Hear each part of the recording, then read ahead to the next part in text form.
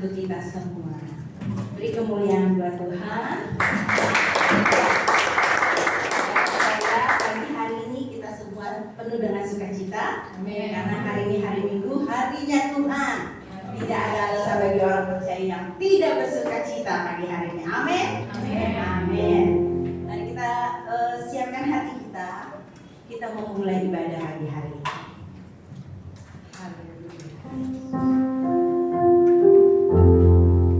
Inilah hidup kami Tuhan.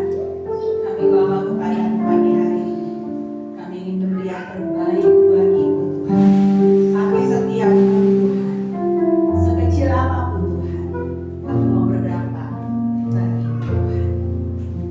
Haleluya. Tuhan, inilah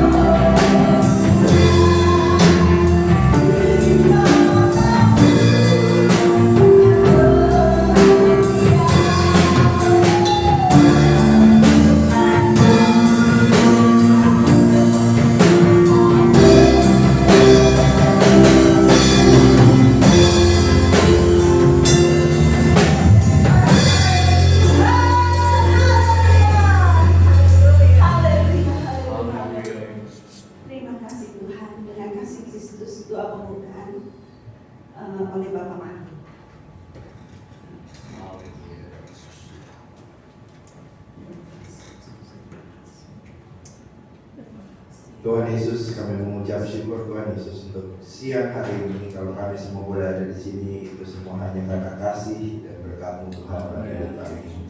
Kasih yang baru setiap hari, kasih yang pasti setiap pagi Tuhan Yesus. Dan kami percaya Tuhan, kami boleh memuji Engkau, kami boleh menyembah Engkau Tuhan. Bahkan kami akan disegarkan oleh firman-Mu, itu semua juga hanya rencana-Mu Tuhan.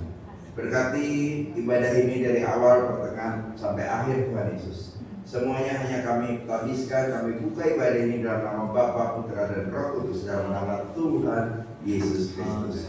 Terima kasih Yesus, terima kasih Bapa. Haleluya. Amin. Haleluya. Saya minta tetap berdiri Bapak Ibu. Haleluya. Kita mau memuliakan nama Tuhan karena kita percaya Tuhan sayang kita. Kita angkat satu pujian Sio Manise. Haleluya. Hallelujah.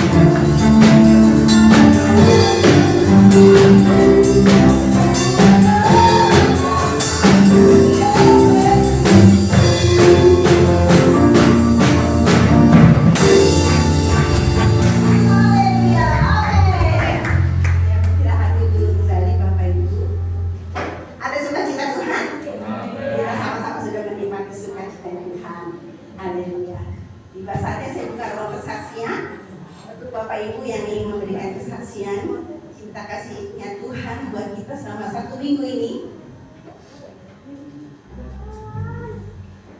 Ada Bapak Ibu? Kalau belum ada, kita mau dengar pengumuman. Kakak ini pengumuman untuk 1 minggu depan. Ada 2 pagi dari hari Senin sampai Sabtu jam 4.30 lewat Zoom. Lalu ada 2 malam hari Jumat jam 19 di tempat ini. Berarti Jumat ini ya Bapak Ibu, kalau ada waktu boleh luangkan waktunya untuk datang ke tempat ini, doa setiap akhir bulan. Lalu ada ibadah pemuda dan remaja hari Sabtu pukul 18.30 di tempat ini. Dan hari Minggunya ada ibadah sekolah minggu jam 8 pagi. Dilanjut ibadah umum, ibadah raya hari Minggunya jam 10 di tempat ini. Ini aja pengumuman, nggak ada pengumuman tambahan. Ya, kalau nggak ada, kita mau persiapkan hati kita untuk kita menjalankan persembahan dan memberi yang terbaik. Sebelum kita ini, kita makan seperti tapi dalam persembahan. Kita doa dulu ya sebelum kita jalankan persembahan. Ada naik Kristus. Emily bin Muhammad.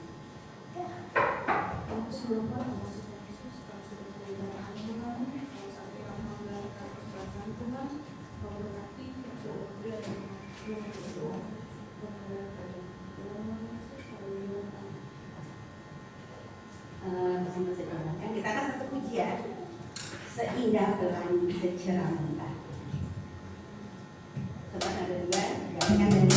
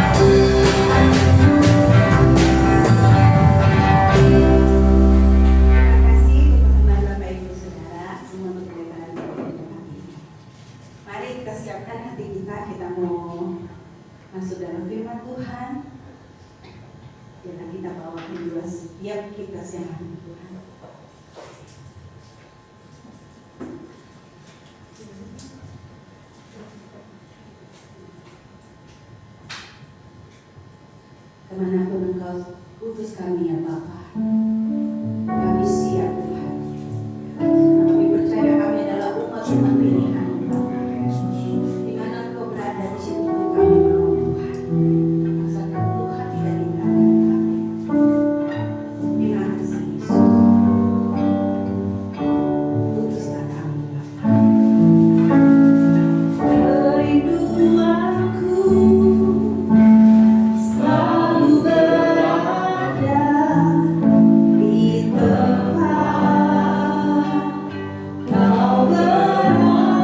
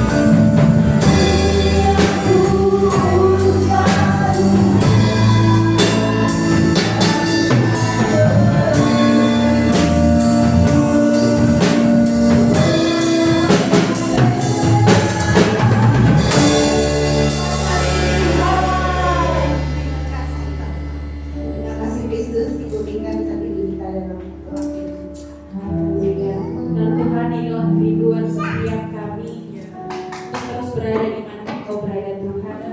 Biarlah Tuhan kemanapun Engkau mengutus kami, kemanapun Engkau menempatkan kami boleh terus memancarkan kemuliaan Tuhan di lingkungan kami, di tempat kerja kami, di sekolah kuliah kami, dimanapun kami berada.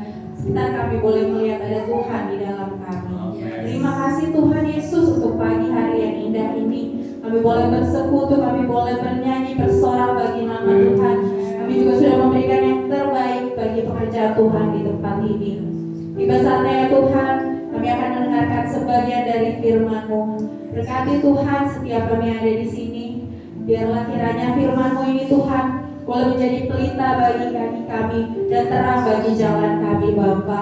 Kami juga berdoa untuk hamba-Mu yang sebentar akan memberitakan kebenaran firman-Mu Tuhan. Biarlah Tuhan Yesus Engkau mengurapi hamba-Mu Tuhan, dari ujung kepala sampai telapak kaki. Roh Kudus-Mu ada atas hamba-Mu Tuhan, dan biar setiap kata dan kalimat yang keluar dari lidah bibir hamba-Mu adalah isi hati Tuhan. Terima kasih Tuhan Yesus, kami siap mendengarkan firman Tuhan dengan penuh ucapan syukur, dengan penuh sukacita. Haleluya, amin.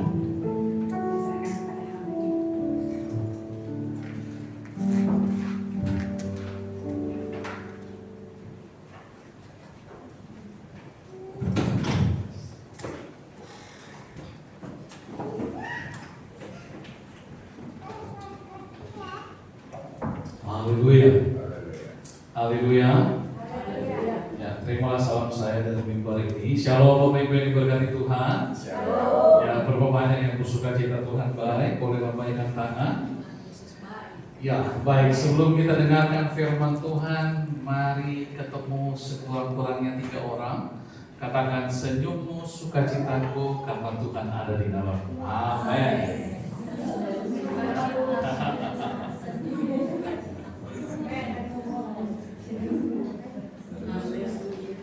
Haleluya.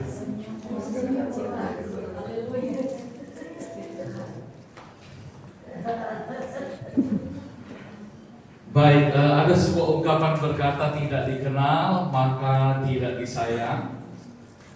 Nama saya Pendeta Doni Ronald Pai. Pelayanan kami ada di Kota Makassar.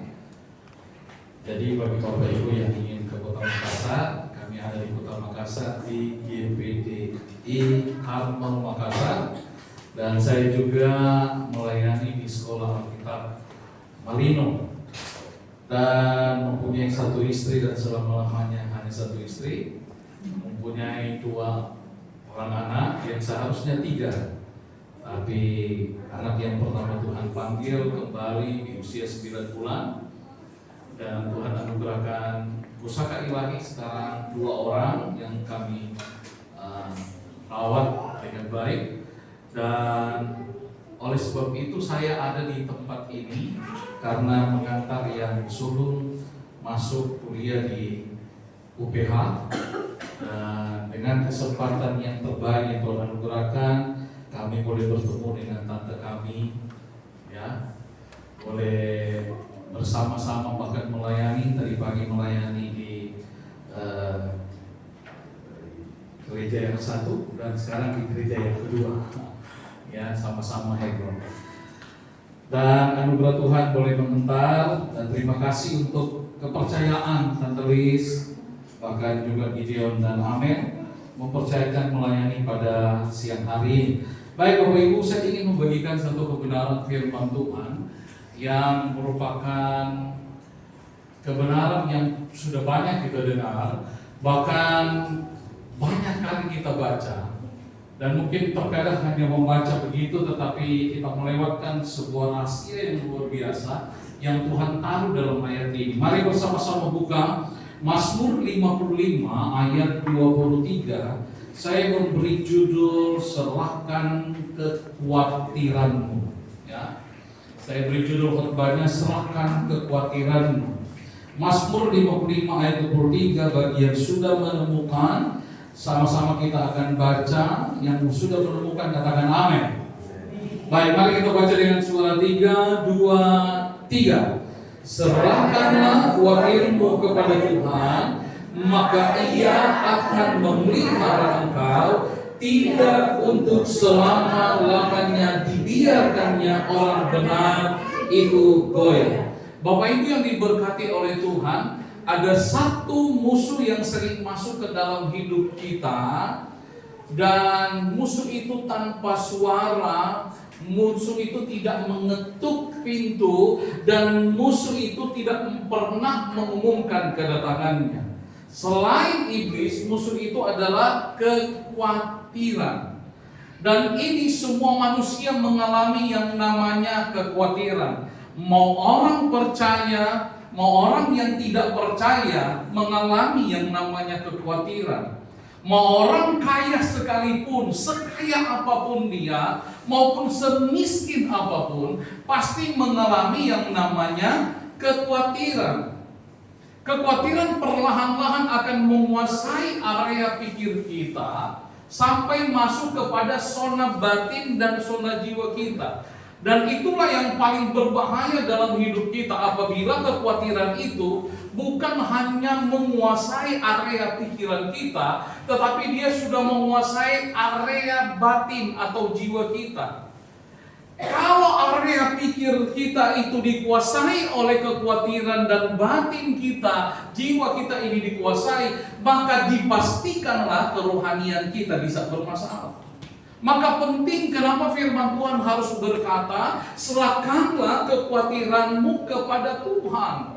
Nah, kalau kita belajar konteks latar belakang dari kitab Mazmur pasal 55 ayat 23 ini bukan ungkapan seorang yang hanya mengungkapkan sekedar ungkapan biasa, tapi ini ungkapan dari seorang yang sangat terkenal, seorang yang punya hati di hatinya Tuhan, yaitu namanya Daud.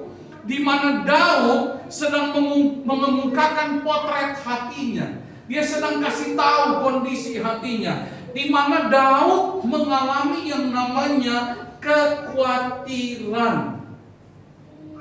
Perhatikan dengan baik Mazmur 55 ayat 3 sampai ayatnya yang ke-8.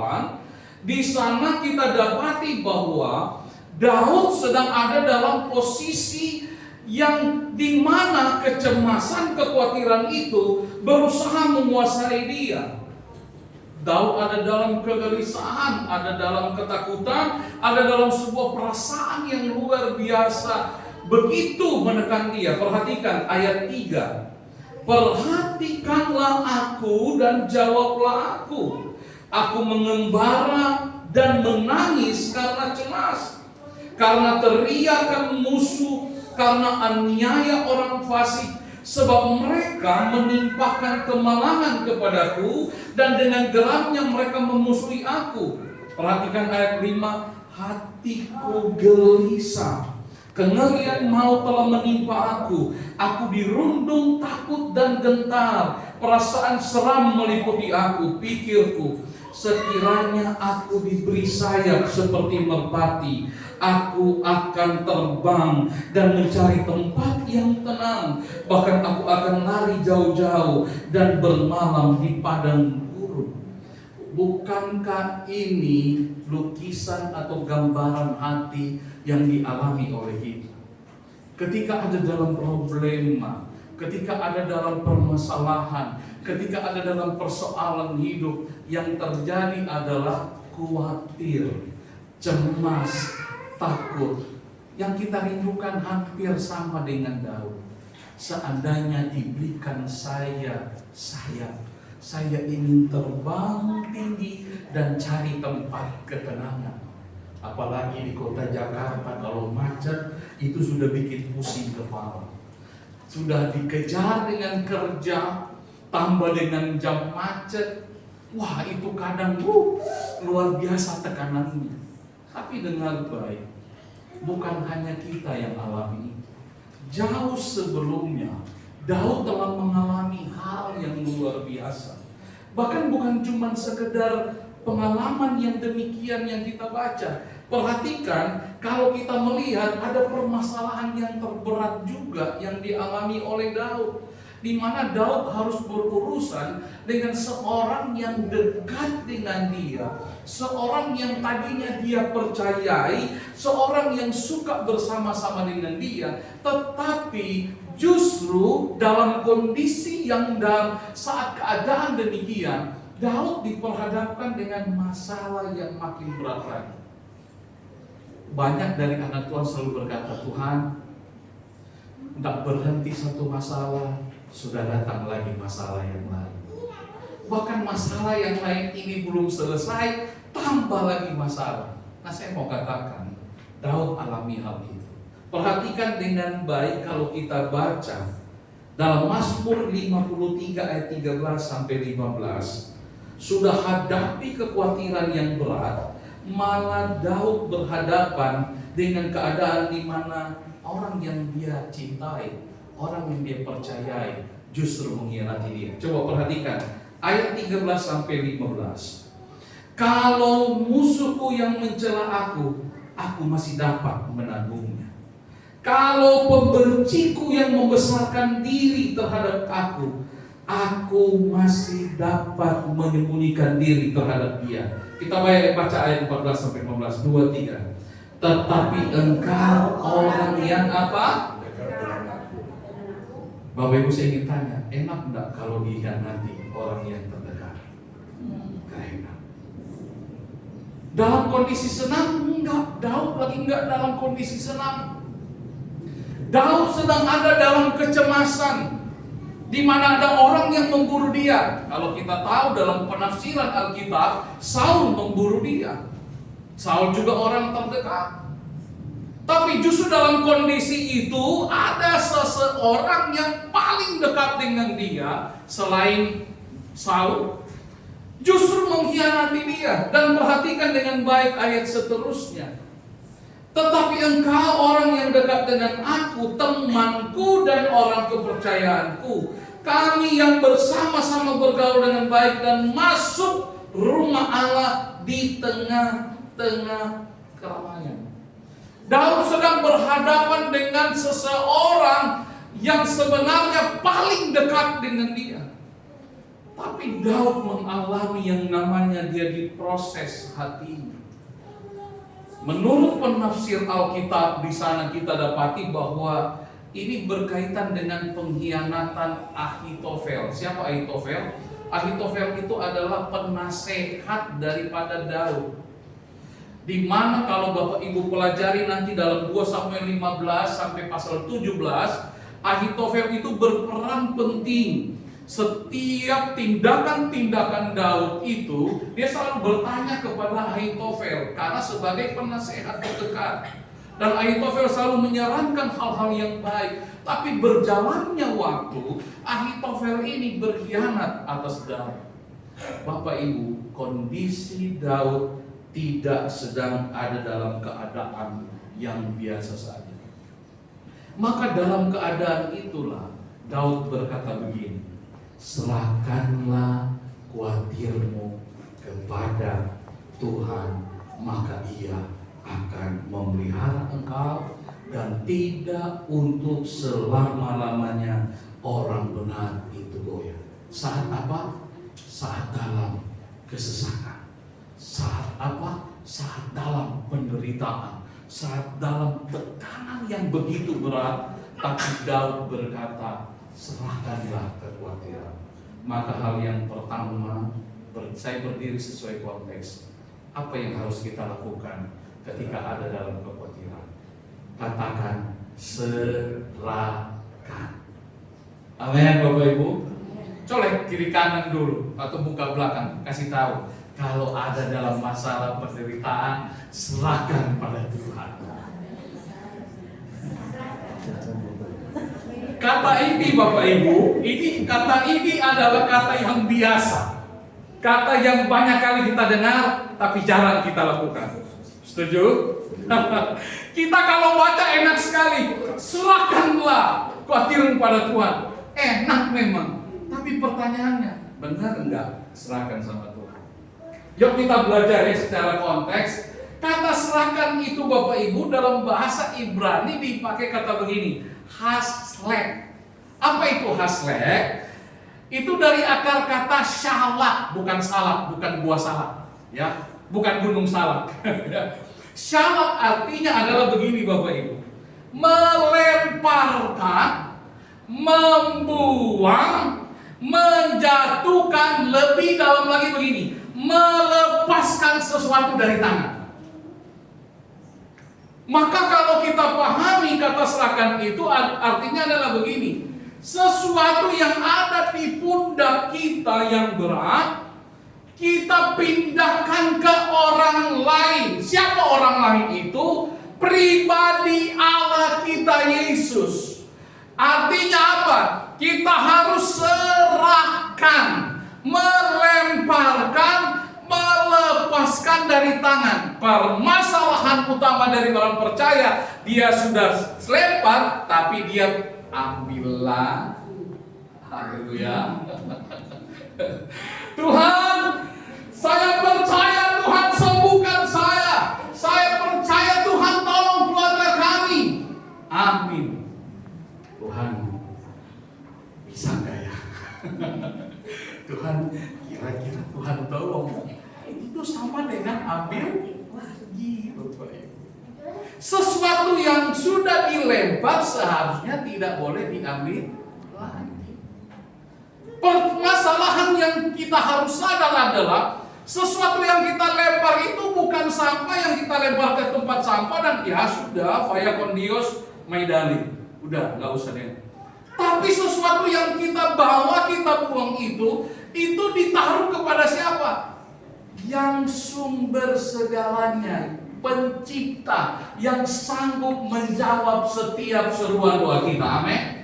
Seharusnya sadar, kalau kita serahkan, percayalah, dia pasti akan menolong. Amin. Dia pasti akan menjawab. Kita itu kebiasaannya sedang masuk pada era zaman yang luar biasa, di mana era sekarang itu serba instan. Maunya cepat mendapat jawaban, ya. Makan instan, ada mie instan, dan ada banyak lagi yang instan. Segala sesuatu ingin yang cepat, instan kan cepat.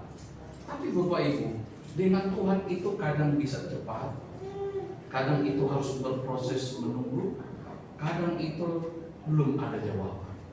Tapi saya tidak mengambil kepada kondisi di mana cepat dan tidak jawaban, tapi saya mau ambil tengah-tengah, proses.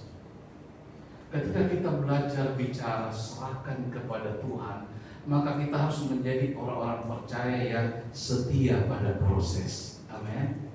Proses itu tidak mudah Bapak Ibu. Kalau Bapak Ibu membaca dari perjalanan Daud, itu tidak langsung Daud mengalami jawaban. Daud harus mengalami proses. Contohnya begini, Daud tidak serta-merta ketika dia dikatakan engkau akan menjadi raja, dia tidak serta-merta langsung duduk di tempat duduk istana.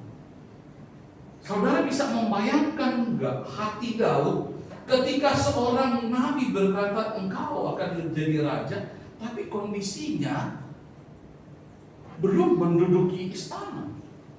Saul masih ada di istana, dia masih ada, justru di luar dari istana malah dibenci oleh ayah mertuanya.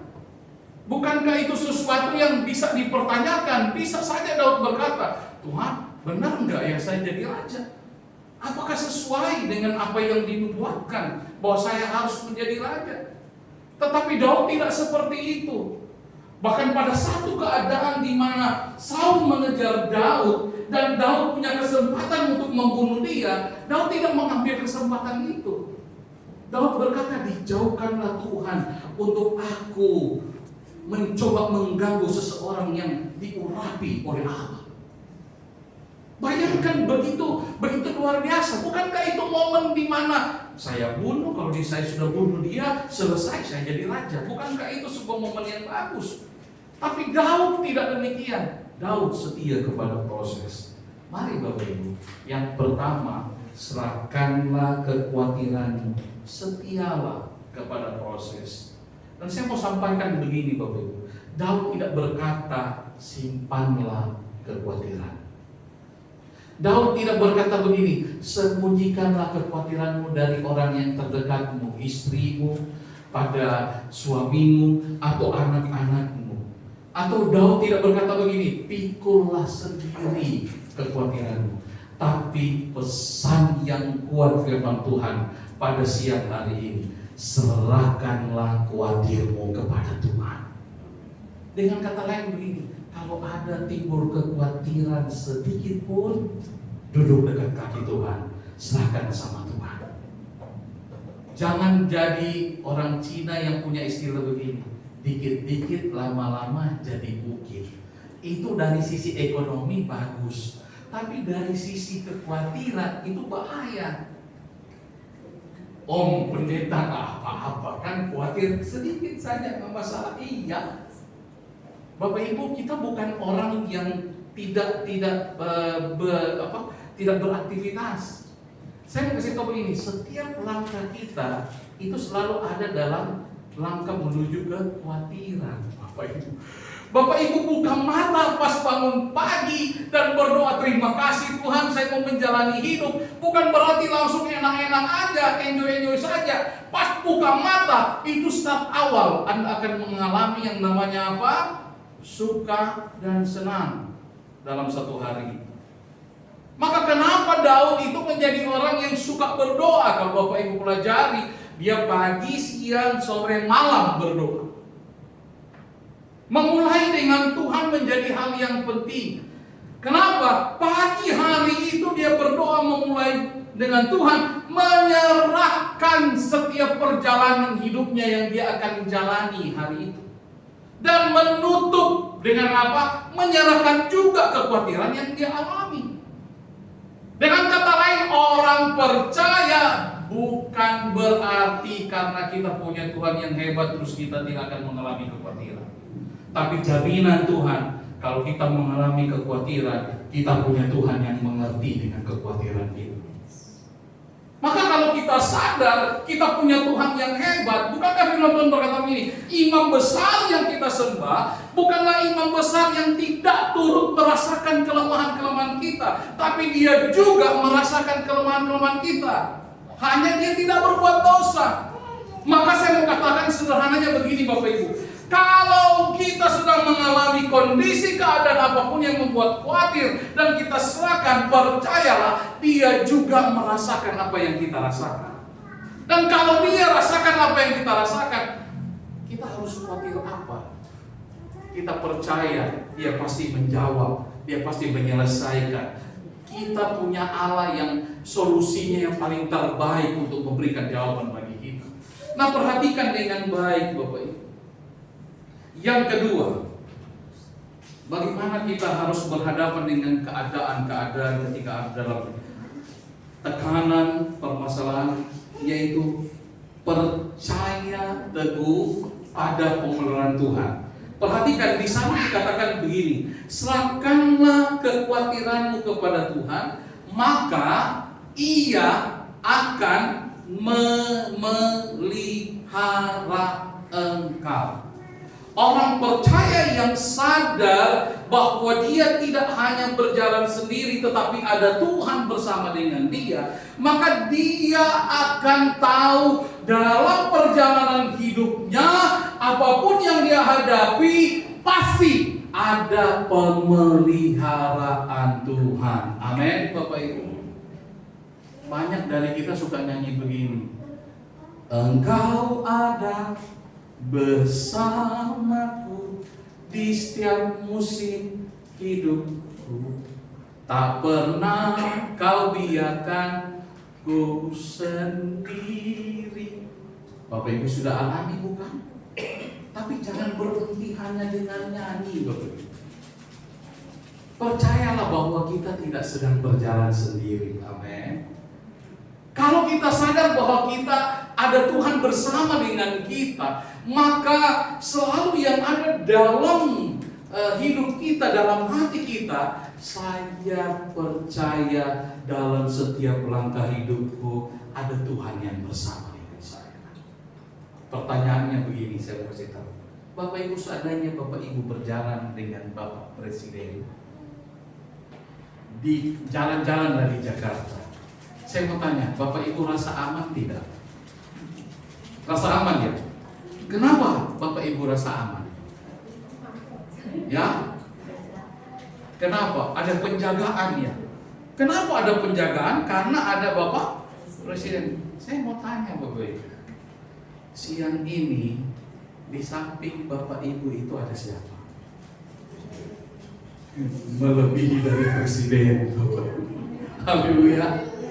Terus apa yang harus ditakutkan Bapak Ibu? Apa yang harus kita khawatirkan dengan pemeliharaan Tuhan? Saya mau kasih contoh sederhana bukti bahwa Tuhan pelihara kita. Boleh Bapak Ibu angkat tangan begini? Boleh? Boleh angkat tangan? Taruh di depan mulut. Coba tiup. Masih bernafas? Bapak Ibu simple. Selama Bapak Ibu masih hidup, masih bernafas, Tuhan belum berhenti dengan Bapak Ibu. Banyak dari kita selalu apa? Kasih titik. Tuhan, kenapa saya sial? Kenapa saya alami begini? Kenapa keluarga saya begini? Kita kasih titik. Saya sudah beginilah hidup saya, sudah begini nasib kita. Tapi Tuhan nggak pernah kasih titik, tidak pernah kasih titik di cerita hidup kita. Tuhan selalu kasih koma. Kenapa? Masih ada lanjutan ceritanya. Colek samping kiri kanan. Masih ada cerita yang Tuhan mau berikan. Bapak Ibu mari. Nah, saya ingin menekankan Bapak Ibu, coba kita lihat secara konteks ya. Karena saya itu selalu ke bawah firman Tuhan, saya harus memperjelas lebih banyak ke PA supaya Bapak Ibu mengerti. Ya, karena hari-hari ini banyak yang hanya bicara firman, tapi landasan yang kuat dia tidak paparkan supaya lebih kuat. Perhatikan kata memelihara itu dipakai kata begini, ikau keleha. Apa maksudnya itu? Yang pertama adalah menopang. Yang kedua mempertahankan. Yang ketiga menyediakan kebutuhan. Yang keempat menyokong agar tidak jatuh. Maka kalau kita merujuk kepada kebenaran firman berkata begini, orang benar apabila dia jatuh tidak sampai tergeletak. Kenapa? Ada tangan Tuhan. Yang percaya kita orang benar boleh angkat tangan. Maka percayalah engkau tidak akan pernah tergeletak sampai tergeletak parah. Sebab apa? Ada tangan Tuhan yang menopang. Maka konsep dari kata memelihara itu seharusnya kita harus sadar itu bukan sekedar hanya memelihara biasa, tapi dia akan menopang keluarga kita, menopang karir kita, menopang pekerjaan kita, bahkan dia mempertahankan kita, dia menyediakan segala kebutuhan. Dan perhatikan dan luar biasa Pak, menyokong agar tidak jatuh. Allah dia menjaga hidup kita. Nah coba perhatikan Mazmur 46 ayat 2. Kalau Bapak Ibu baca, coba mari kita buka dulu Mazmur 46 ayat 2. Saya teringat akan hal ini. Firman Tuhan katakan begini, Allah adalah perlindungan dan kekuatan kita. Itu dalam, saya suka baca dalam bahasa Indonesia masa kini ya, untuk Bapak Ibu. Ia selalu siap dan mampu menolong dalam kesesakan. Kalau dalam Perjanjian Baru ini, sebab itu kita tidak akan takut sekalipun bumi berubah, sekalipun gunung-gunung goncang di dalam laut. Ayat 2 coba naik dulu. Ini 46 ayat 3. Perhatikan, Allah itu bagi kita tempat perlindungan dan kekuatan sebagai penolong dalam kesesakan sangat terbukti. Ini kita harus pahami dengan baik. Allah dia berjanji tidak seperti manusia. Hari ini janji belum tentu ditepati. Tapi Allah ketika dia berjanji maka pasti dia tepati. Dan perhatikan dengan baik bahwa Allah itu menjadi tempat perlindungan kita. Itu yang saya katakan. bahwa Dia memelihara kita, Dia menopang kita, dan itu ditunjukkan bahwa sebagai penolong dalam apa? Kesesakan sangat terbukti. Dalam bahasa Indonesia masa kini dia berkata begini, Ia selalu siap dan mampu menolong dalam kesesakan. Kalau bicara Ia selalu siap, berarti Dia selalu jaga kita 1 kali 24 jam. Selalu siap itu menandakan bahwa Dia Allah yang begitu peduli terhadap hidup kita dalam keadaan apapun. Bapak Ibu yang diberkati oleh Tuhan, perhatikan, kita harus sadar, sekalipun Dia memelihara kita, tidak berarti Tuhan langsung menghilangkan masalah. Masalah ada, justru itu membuat kita bukan semakin lemah, tapi masalah ada itu membuat kita semakin kuat. Dan firman Tuhan katakan begini, Allah tidak pernah merancangkan anak-anak Tuhan itu menjadi anak-anak gampangan, tapi menjadi anak-anak Tuhan yang harus kuat di dalam Tuhan. Dan kalau ada masalah dalam hidup Bapak Ibu yang mungkin hari ini belum terselesaikan, belum ada jawaban Tuhan, bukan berarti Tuhan belum jawab. Tuhan sedang proses hati Bapak Ibu Saudara sekalian, di mana Tuhan sedang membawa untuk semakin kuat, naik level lagi, step demi step, untuk apa? Dapat memahami cara Tuhan. Selalu kita dengar indah pada waktunya. Ya, memang itu Tuhan. Tuhan bergerak bukan mengikuti keinginan hati kita, tapi Tuhan bergerak dengan keinginan waktunya Tuhan. Dan kalau waktu Tuhan yang berlaku dalam hidup kita, itu keindahan yang luar biasa. Kalau keindahan waktu yang kita tentukan sesuai dengan waktu kita, memang ada sukacita, tapi habis itu selesai. Tapi kalau Tuhan yang jawab, berlakulah firman Tuhan katakan begini, apa yang tidak pernah didengar oleh telinga, apa yang tidak dilihat oleh mata, apa yang tidak timbul dalam hati kita, itu yang Tuhan siapkan. Bapak Ibu, mari kita sadar, kita mau pilih mana? Mengikuti kehendak kita dan hanya mendapatkan jawaban yang biasa. Mungkin kita berkata, ya baik jawaban, tapi percayalah, Tuhan selalu memberikan jawaban yang paling terbaik dalam hidup kita. Maka setialah ketika ada dalam sebuah proses, Tuhan izinkan ada masalah dalam hati kita, jalanilah itu dengan semakin percaya kepada Tuhan, karena Tuhan sedang melatih hati kita semakin kuat. Dan yang terakhir, yang ketiga, perhatikan frasenya, tidak untuk selama-lamanya dibiarkannya orang benar itu apa? Goyah. Dari frase ini kita dapat memahami bahwa ternyata Daud sedang berkata bahwa orang benar itu tidak akan tergoyahkan. Tapi Daud sedang berkata begini, orang benar bisa saja goyah. Permasalahannya bagaimana supaya tidak tergoyahkan? Serahkan kekhawatiran kepada Tuhan dan percaya Dia memelihara. Nah, Bapak Ibu, kata daripada selama-lamanya dibiarkannya orang benar itu goyah, itu kata goyah dipakai kata mot. Mot itu apa? Terguncang, tergelincir, jatuh dari posisi yang kokoh atau runtuh. Dengan kata lain, Daud sedang berkata begini, kita itu orang percaya tidak untuk selama-lamanya harus tergelincir, tidak selama-lamanya harus tergoncang.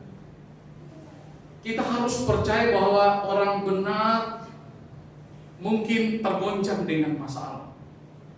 Orang benar mungkin sedang ada dalam keadaan di mana seakan-akan berat.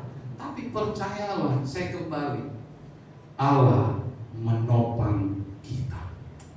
Orang benar berhadapan dengan sebuah kondisi di mana Allah selalu siap sedia dengan kita. Coba perhatikan dulu Mazmur pasal 37 ayat 24. Ini yang saya singgung tadi.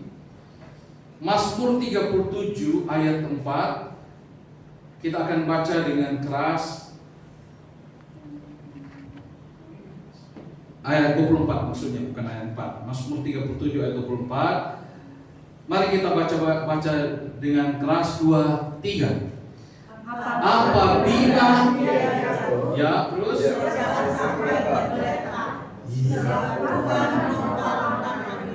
Nah, saya suka sekali menarik dengan frase ini. Perhatikan, teman-teman. Apabila ia jatuh, tidaklah sampai tergeletak. Posisi jatuh biasa diungkapkan dengan Tuhan, mengapa terjadi seperti ini? Bapak Ibu pernah mengalami enggak hal-hal demikian? Sampai berkata, Tuhan, kok bisa jadi seperti ini? Inilah kondisi-kondisi di mana kita sedang ada pada jatuh, tergeletak.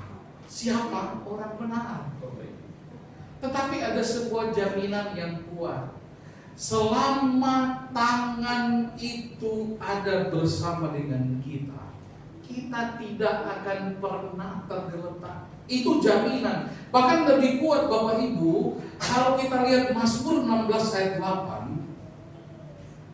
di mana kita harus sadar Allah harus menjadi dasar yang kuat atau yang kokoh bagi hidup orang percaya. Perhatikan Mazmur 16 ayat 8. Firman Tuhan katakan demikian, aku senantiasa memandang kepada Tuhan, apa? Karena Ia berdiri di sebelah kananku, aku tidak goyah. Alasan pemazmur berkata mengapa dia tidak akan goyah, karena dia sadar ada Tuhan berdiri di samping kanan. Maka saya mau katakan, kalau saudara Bapak Ibu percaya selama ada Tuhan, engkau pasti tidak akan goyah. Amin Bapak Ibu. Lebih tegas lagi, coba perhatikan 1 Korintus 10 ayat 13. 1 Korintus 10 ayat 13 kita baca bersama-sama. 2, 3. Allah adalah setia, karena itu oh ya. Oke. Mari kita baca bersama-sama 2, 3. Pencobaan-pencobaan yang kamu alami ialah pencobaan-pencobaan biasa yang tidak melebihi kekuatan manusia, sebab Allah setia, dan karena itu Ia tidak akan membiarkan kamu dicobai lebih kuat melampaui kekuatanmu. Saya baca tadi mulai dari B-nya. Perhatikan kalimat ini. Sebab Allah setia, dan karena itu Ia apa? Tidak akan membiarkan kamu. Pak Pendeta, kok bilang Allah tidak akan membiarkan kamu, tapi saya alami persoalan. Saya alami pencobaan. Saya mau kasih tahu, itu belum melebihi batas kemampuan kita. Hanya kita, maaf ya Bapak Ibu, terlalu lebay. Tuhan sudah tidak sanggup lagi Tuhan. Tuhan tidak bisa saya pikul. Ya, padahal sebenarnya orang benar harus sadar. Pencobaan-pencobaan yang kita alami itu apa Bapak Ibu? Ialah pencobaan-pencobaan apa? Biasa. Kenapa Alkitab bilang biasa? Karena kita punya Tuhan. Ya, itu jawabannya Bapak Ibu. Kalau Bapak Ibu bilang, Pak Pendeta, bukan pencobaan biasa saya alami. Bapak Ibu, Allah kita dokter di atas segala dokter. Allah kita, dia pemberi jawaban dari segala pertanyaan yang ada di dunia ini. Bahkan ada pertanyaan yang nggak bisa dijawab, dia bisa menjawab. Allah kita mampu menyediakan segalanya. Maka firman Tuhan berkata apa? Mintalah maka kamu akan diberi. Ketuklah maka pintu akan dibukakan. Carilah maka kamu akan mendapatkan. Kata minta, ketuk, cari itu ada nilai usaha di sana. Bukan berarti ketuk, duduk manis, tunggu diam, datang berkat. Enggak Bapak Ibu. Itulah masa-masa di mana kita ada masuk kepada pencobaan biasa. Tapi jaminan Tuhan apa? Ia tidak membiarkan kamu dicobai melebihi kekuatanmu. Bahkan lebih dahsyat lagi, perhatikan. Pada waktu kamu dicobai, kita baca 2:3. Aku akan memberikan kepadamu apa? Jalan keluar sehingga apa? Kamu dengan Tuhan selalu memberikan kemampuan untuk kita dapat menanggung setiap permasalahan. Jadi jangan kecil hati lagi ya Bapak Ibu ya. Jangan kecil hati, Tuhan nggak bisa, Tuhan saya nggak bisa hadapi ini. Kalaupun nggak bisa, datang sama Tuhan. Tuhan bisa membuat kita dapat menanggung apa yang menjadi percobaan kita. Nah, ayat yang terakhir Bapak Ibu, Yudas pasal 1 ayat 24, kita akan baca bersama-sama. Yudas pasal 1 ayat 24. Kita baca dengan kelas 2-3. Bagi Dia yang berkuasa menjaga supaya jangan kamu tersandung dan yang membawa kamu dengan tak ternoda dan penuh kegembiraan di hadapan kemuliaan. ya, Bapak Ibu, Dia yang menjaga kita. Dan yang menjaga kita itu adalah seorang yang berkuasa, Bapak Ibu. Dan firman Tuhan katakan apa? Supaya jangan kamu tersandung dan yang membawa kamu dengan tak bernoda dan perhatikan penuh kegembiraan di hadapan kemuliaannya. Di balik setiap persoalan, di balik setiap penderitaan, Allah selalu menyediakan kemuliaan yang luar biasa. Percayalah, jalanilah setiap masalah, persoalan, rintangan dengan tetap percaya kepada Tuhan, serahkan kekhawatiran kepada Tuhan. Ada kemuliaan yang Tuhan siapkan bagi saya dan saudara. Tuhan Yesus memberkati. Mari tutup Alkitab kita. Kita siapkan hati kita untuk masuk dalam perjamuan kudus, bersekutu dengan tubuh dan darah Yesus. Kita angkat pujian lama, darahnya amat kuasa, sucikan dari dosa.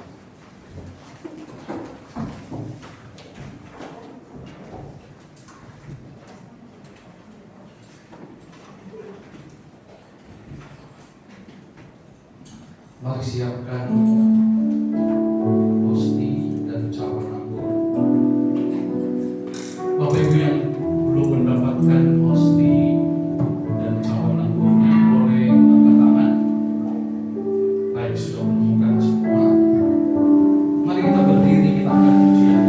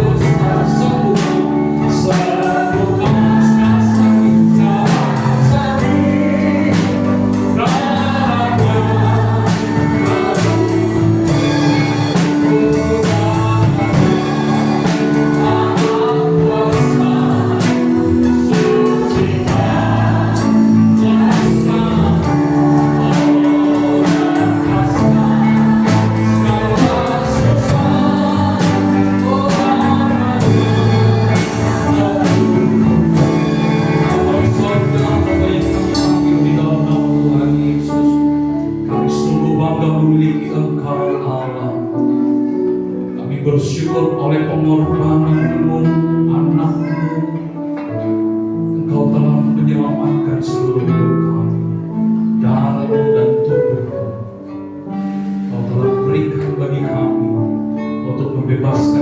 dari ikatan dosa, masuk kepada kemuliaan, hidup dalam kebenaran-Nya Allah, yang seharusnya kami tidak layak untuk menerima, tapi oleh karena pengorbanan kami dilakukan oleh Engkau. Layakan dan kuduskanlah kami semua Tuhan untuk bersekutu dengan tubuh dan darah. Dan kami percaya bahwa hosti dan cawan anggur ini bukanlah hosti cawan anggur biasa, tapi ini adalah tubuh dan darah Yesus. Tubuh dan darah yang berkuasa, yang menyucikan kami, yang memulihkan kami, yang membaharui kami. Terpujilah nama Tuhan. Dengarkan firman Tuhan. Sebab apa yang telah kuteruskan kepadamu telah aku terima dari Tuhan, yaitu bahwa Tuhan Yesus pada malam waktu Ia diserahkan mengambil roti, dan sesudah itu Ia mengucap syukur atasnya. Ia memecah-mecahkannya dan berkata, inilah tubuhku yang diserahkan bagi kamu. Perbuatlah ini menjadi peringatan akan aku. Percayalah Bapak Ibu, ini adalah tubuh Kristus yang diserahkan bagi kita. Sebuah persembahan yang terbaik dari Allah. Tubuhnya diserahkan bagi kita. Tubuhnya dipecah-pecahkan bagi kita. Dia menanggung apa yang harus kita tanggung. Seberapa kali kita makan, mari kita makan sebagai peringatan, mengingat Tuhan memberikan tubuhnya bagi kita. Ada kuasa dalam tubuh Kristus. Mari dengan ucapan syukur dan iman kita makan bersekutu dengan tubuh Kristus. Dalam nama Tuhan Yesus Kristus kita makan. Amin.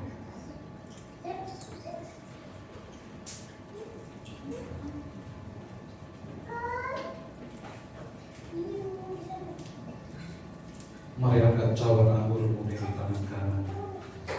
Dengarkan firman Tuhan. Demikian juga Ia mengambil cawan sesudah makan, lalu berkata, cawan ini adalah perjanjian baru yang dimeteraikan oleh darahku. Perbuatlah ini setiap kali kamu meminumnya, menjadi peringatan akan aku. Sebab setiap kali kamu makan roti ini dan minum cawan ini, kamu memberitakan kematian Tuhan sampai Ia datang.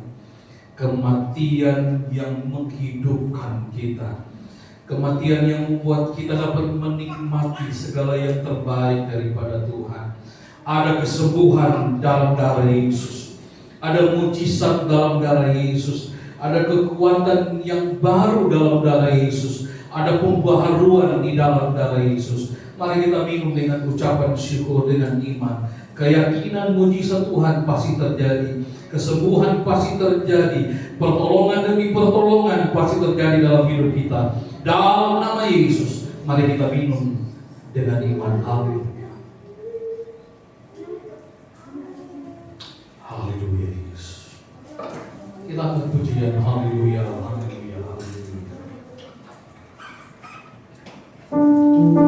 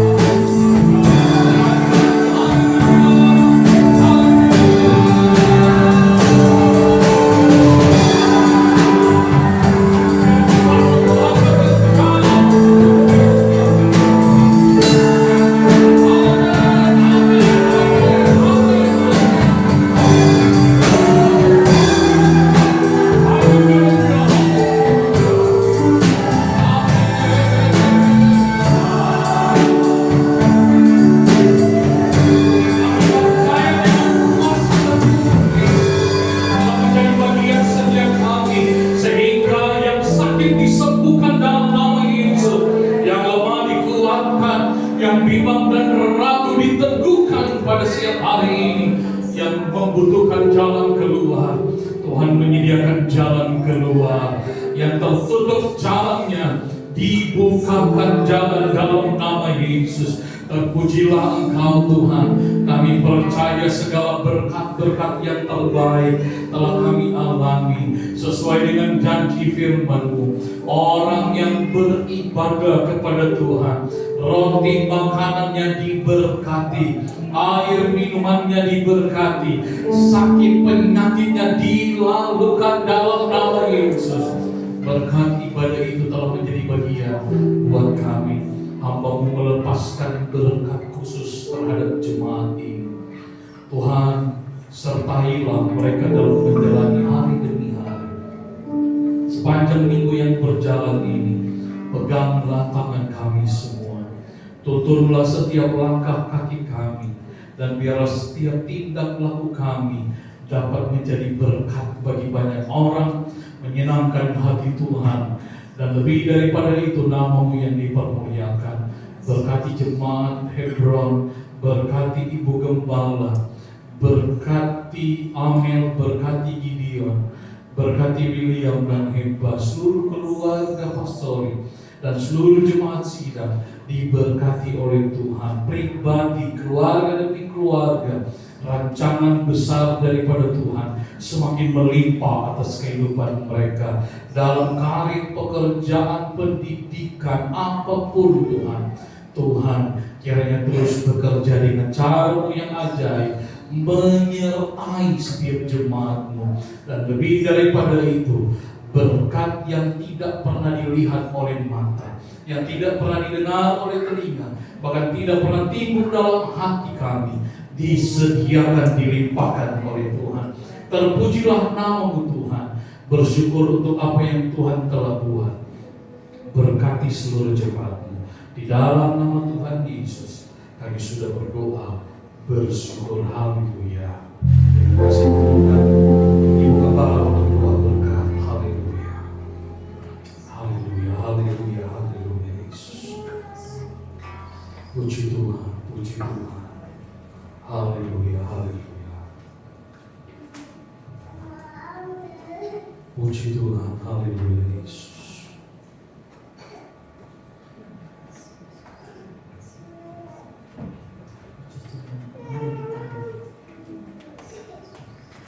Bersyukur dan berterima kasih kepada Yesus. Sudah memberkatkan semua siang.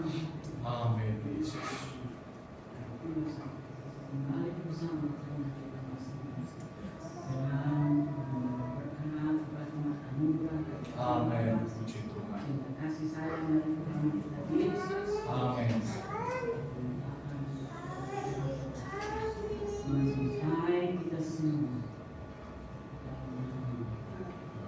Yesus Kristus sudah berdoa dan mengucap syukur.